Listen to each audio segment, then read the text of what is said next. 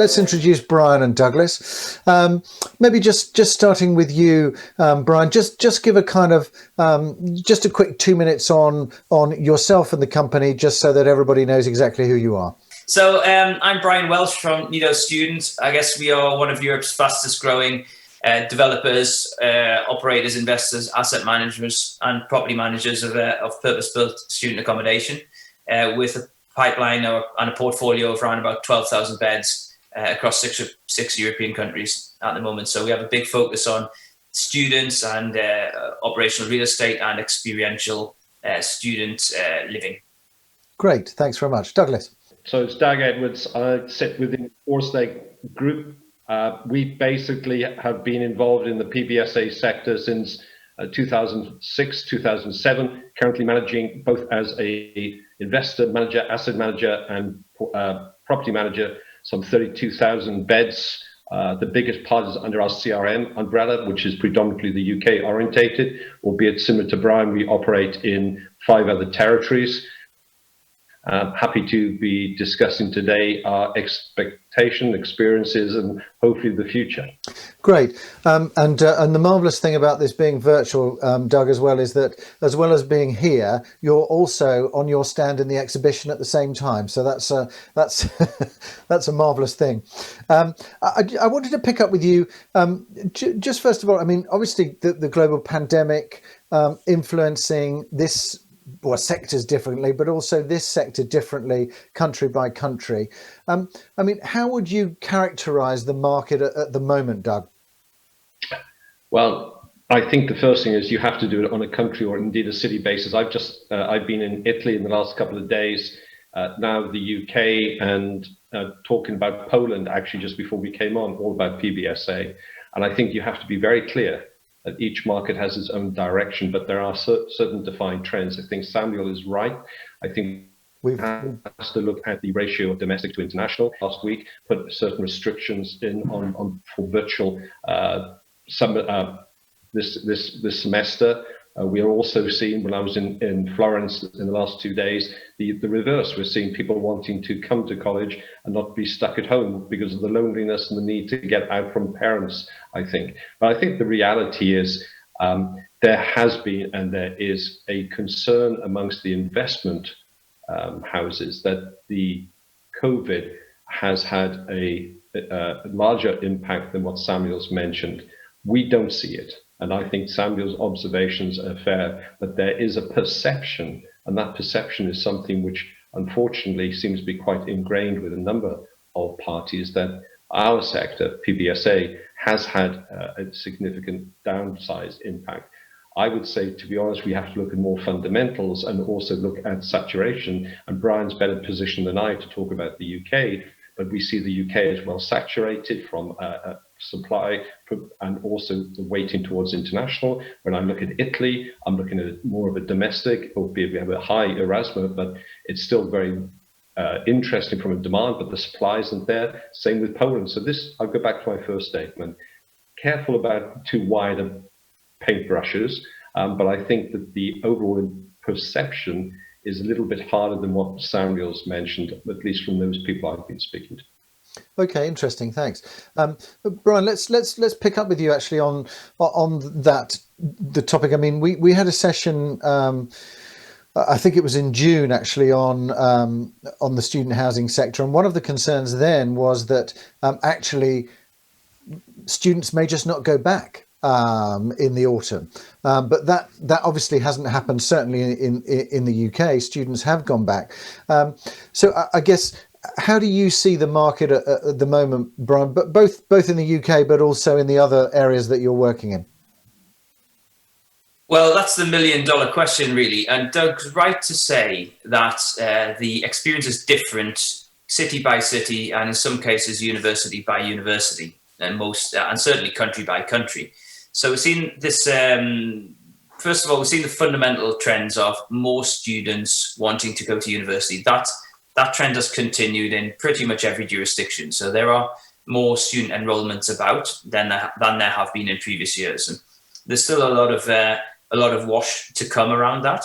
And some people have accepted places and are, for example, unable to travel to take up the place that they had selected at a particular university. So those international students, we are seeing the headline figures might be slightly glossier from an international perspective, and the figures coming out of in the UK system, for example, showing a significant uptick in international non-EU students in particular. However, whether those guys actually make it to the UK to start their courses at the sort of beginning, middle of September, when they traditionally start, remains to be seen. However, it's extremely likely that they will be taking up their studies sometime in the autumn. And we've seen this difference from country to country. For example, Ireland has had much firmer barriers up against international students travelling to the country than has the UK and than has Germany. And because of that, we're seeing less resilience in the international student accommodation market in Ireland potentially than in those other jurisdictions. And so it really is a question of country by country and city by city. And in the UK, we're seeing easier, stronger lettings performances in more provincial towns, perhaps with a lower weighting to international travelling students than we might be in a London or in some cities that have a much higher proportion of international students in there. So the statistics Samuel's shown are the right ones to be looking in at. So what we're seeing is a different story city by city. But I think, as Doug was saying, what we need to remember here is we're coming from a super, super firm base. It's a super strong defensive asset class. Samuel has highlighted some of the really key points about more people wanting to study when there is economic distress around. And we're definitely seeing that in the UK. If you're an 18 to 20-year-old UK teenager, where would you rather be, at home with your parents or at university starting the next phase of your life? And certainly in an environment where there are fewer jobs around, we're going to see, as in the last recession, we're going to see greater numbers of applicants to master's courses and PhD courses and greater numbers of applicants to universities. And that is definitely what we are seeing. So a bad student accommodation year is an 80% occupancy. The vast majority of years on 95% plus occupancy. And actually, if I look at our UK stabilised portfolio, and we're doing a lot of development at the moment, but if I look across the stabilised portfolio, year over year, like for like, we are seeing letting performance broadly in line with last year.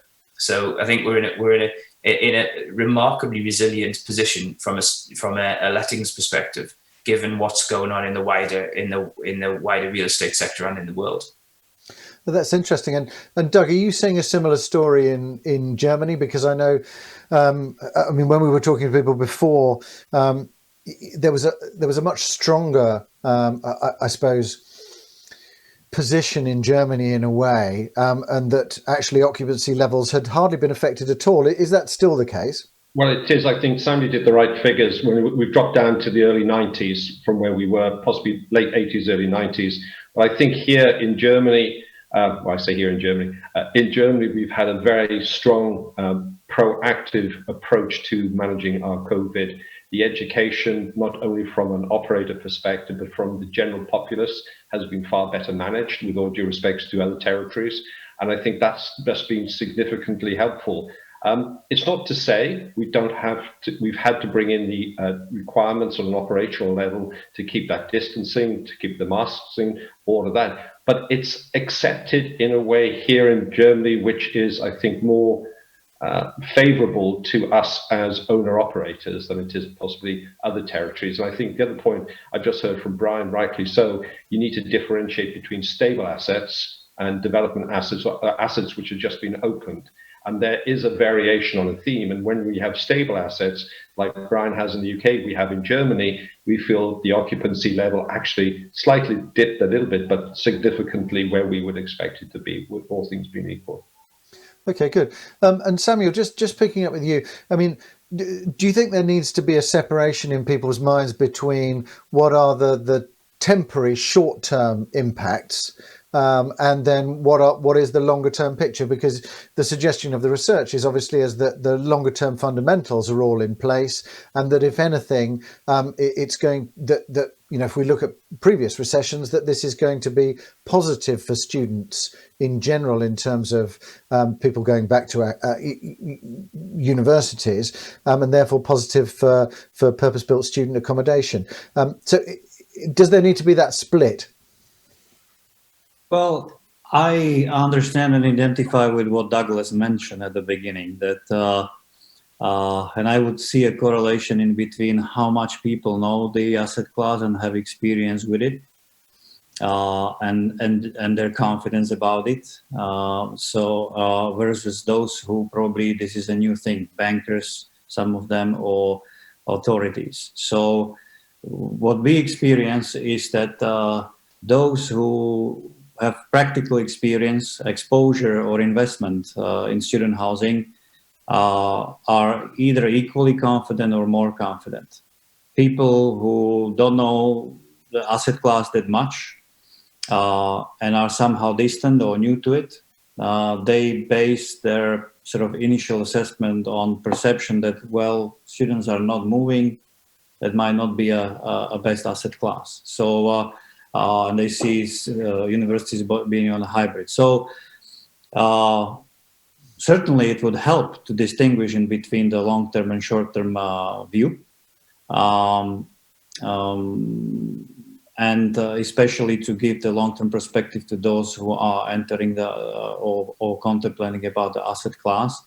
But I think this is a pretty natural reaction that we have, and then those who are new to the asset class will need a bit more time and education to be equally confident. But there is a one vector or trajectory. The more you know it and the deeper you experience it, then be it the experience or data from it will tell you that this is strongly resilient asset class in long term.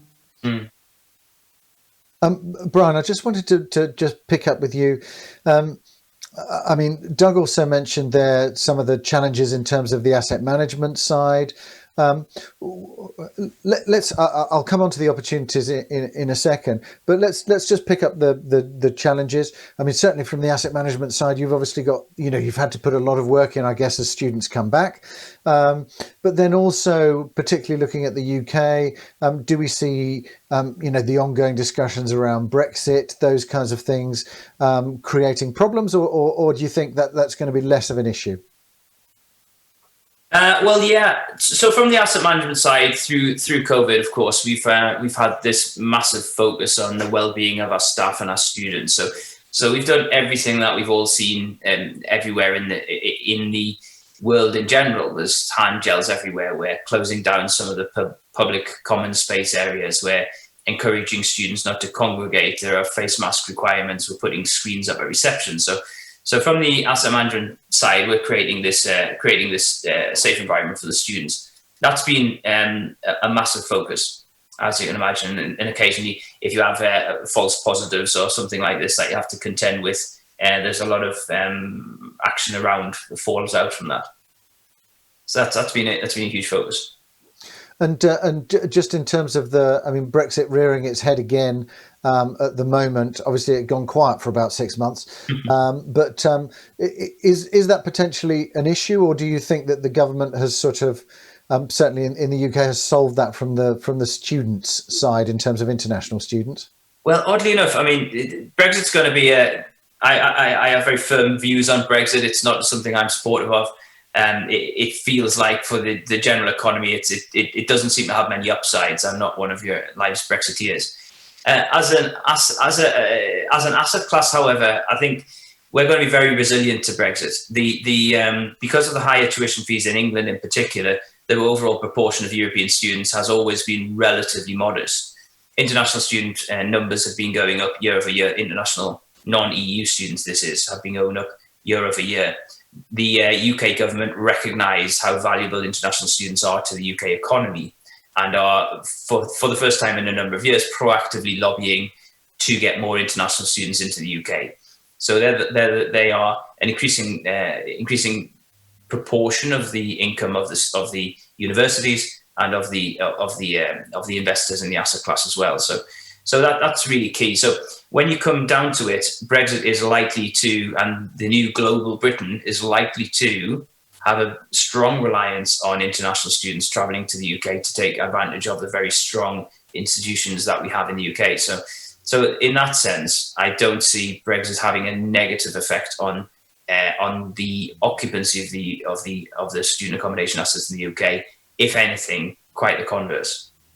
Okay, good. Doug, I wanted to pick up with you. I mean, obviously within the title here, we've got student housing, micro-living and co-living.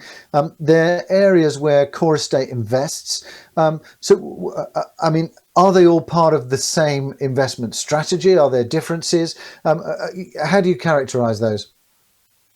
Well, I think they're part of the overall change in demography and housing. And we're talking about PBSA, which is fundamentally, 3-4 year orientation for individuals. But then once you leave university, you become a young professional.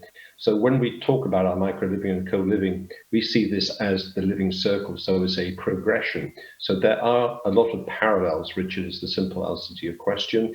But the nature of the internal fit out, the nature of the service offering differentiates. What you expect in the PBSA is slightly different to co-living. You have more of a premium level, if I could say. You don't necessarily have the community spaces in the way you would have it in the PBSA unit. You would have different orientation. But the other thing which is interesting is whilst we initially thought that our co-living would be a follow-on for those qualified young professionals, we're finding a lot of wider age groups coming to our co-living. And indeed, we were thinking the average age would be around 28 to 30. In fact, it's going a little bit north of the 30. We are getting, in some of our locations, a 60-year-old. Or indeed, we get ourselves 40-year-olds because they like that availability, that flexibility. And indeed, in some of the locations where we have PBSA, and Brian will know, because of the licenses, we have the ability during the summer seasons to use them like quasi-hotels or co-living environments. So I think that there is a need for operators to be flexible, but the issue comes down to the actual asset and what the asset is intended for. But fundamentally, if you have that mindset of following the demography and having product which has adaptability, and we're seeing now PBSA moving, less duplos now, more singles. We see that move across. So the simple answer is 80% the same, but the variations are significant, and the variations create a premium from a rental perspective, which makes the total return slightly different. Okay, good. We've got around 5 minutes left. I just wanted to check, Sammy, with you. A lot of discussion around online versus physical courses, those kinds of things. I mean, certainly in the UK, we've had here students going to university to discover that actually, although they're there, the course is going to be delivered online and things like that. But what's your sense of that? Is there a growing trend for that, Samuel? And does that really make any difference to the PBSA space? If I understand your question correctly, you're asking about online delivery and whether there is a stronger adaptation of it, or? Yeah. Mm-hmm. Absolutely not. So from multiple research exercises that we have done or others have done on the education side, or from practical recruitment experiences of universities, students are resilient to online. They study online because they have to, not because they want to. And if they have an option to defer, they rather defer. So if COVID has learned us anything, it's a very strong resilience to onlineization, and students are coming for not only the education, in-class education, but for the overall education experience and destination experience there. So as I mentioned, we're doing some research on occupancies and mystery shopping, and I'm quite surprised that like in some cities, 50% of international students arrive, while university is online only. So what did they come for? Is it they could stay home, save money, but they still have sort of enough desire to come over for the overall experience. So and friends, and being there as soon as the sort of on-site education or hybrid education resumes, and they paying extra money to come early to self-isolate themselves for 2 weeks. So that's what we are experiencing. But in general, from the reports and research we have done, the students are not only resilient but reluctant to do online education en masse. Okay, good. Is that what you're seeing as well, Doug? Is that your kind of sense from what you're getting? Absolutely. There's a practical reality, and you also see that these students are also looking to see the cost of their education, where colleges are not providing live education. They want a reduction, and there are a few battles yet to come, I think, on that area of educational fees, at least in the UK market. But no, elsewhere in Spain, in Italy, where I've just been, in Poland, people do not want to do virtual education. They want to be in situ. Okay, great. We've got a minute and a half left, which gives each of you 30 seconds just to let us know where we think the opportunities are for those people watching. Let's start with you, Brian. So where at the moment do you see opportunities in this space? You can decide whether or not it's country based or type of accommodation, or where do you see the opportunities? Listen, I think the overall thesis of investing in purpose-built student accommodation hasn't changed. There are more students, more urbanization, better universities, and the market from a demand side is resilient and has sailed through recessions and is in the process of sailing through a pandemic. So the overall thesis of that, I think, is right. The more mature market of the UK and what we've experienced in the UK over the past 15 or 20 years of the growth of the market, that's still to come in a lot of European jurisdictions, which is why we're spending a lot of time in Ireland and Portugal and Spain and all of the countries, the Netherlands, Germany, where that all the other guys have a presence in. So I see the success of the UK journey up to 300,000 beds, maybe proportionally that can take place in the European countries as well. So.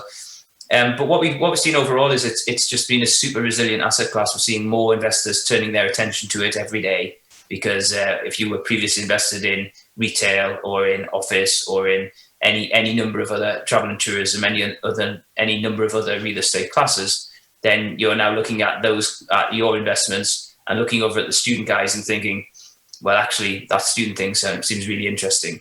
So I think we'll see more investment coming into the sector, more opportunities to develop these assets in more places. So that's my kind of thesis. And for what's worth, I think this September 20 to August 21 might have some slight choppiness in occupancy, but from September 2021, I see students wanting to go to university, universities wanting students to go to university, governments wanting to support the universities, and internationals wanting to travel to these cities. So overall, I think there are some really strong indicators that the sector has a lot of legs left. Great. Samuel, your 30 seconds. Well, I think that it obviously depends on the budget and the mandate. But I think there are many opportunities for the core plus value add strategies. And based on this, it determines where I would invest. But I think that, as Brian mentioned, the UK offers scale and a lot of operating assets to invest in. Continental Europe is about to bring 100,000 beds to the market in 2.5 years. So there are a lot of opportunities to invest to directly let the properties.